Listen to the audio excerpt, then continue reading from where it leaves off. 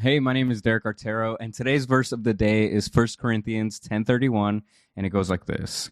So, whether you eat or drink or whatever you do it all for the glory of God. When I was 18, I started to volunteer at this church that was just down the street from me called South Hills, and my boss, who is now one of my closest friends, John Torres, taught me a lesson off of this verse. He helped me to understand that in every aspect of my life, including the work that I do in kids ministry, I can do it for the glory of God. And as an 18-year-old who had just become a Christian 2 years ago, I really took this to heart. One of the things that was a part of my job was to prepare the small group guide so that the volunteers knew what to do when they were leading their small group of kids on Sundays. And after John and I spoke, I immediately went to go print out the guides and I began stapling them. And I didn't just staple them, I stapled them for the glory of God. So I really took my time making sure the stapler was in perfect position so that the staple would just come down perfectly diagonal so that it could have that crisp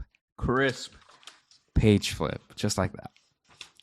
Again, I know it's silly, but as I was preparing to make this video and saw that this was the verse that I was going to make a video on, I was immediately reminded of this memory, and I just felt like a punch to the gut because I guess as I gotten older, I'm realizing that I've just complicated it. See, nowadays I feel like I'm intentionally giving glory to God only when I'm working on my biggest accomplishments. And because of that, I'm realizing that I'm actually neglecting the small things in life that I can do to really glorify God even more than just working on like the big and flashy things. I just want to remind you that there's opportunities every single day to give glory to God, and I really don't want you to miss it like I have. So whatever you do, whether you eat, drink, wash dishes, or do your best at work or at school, or even just how you staple paper, do it for the glory of God.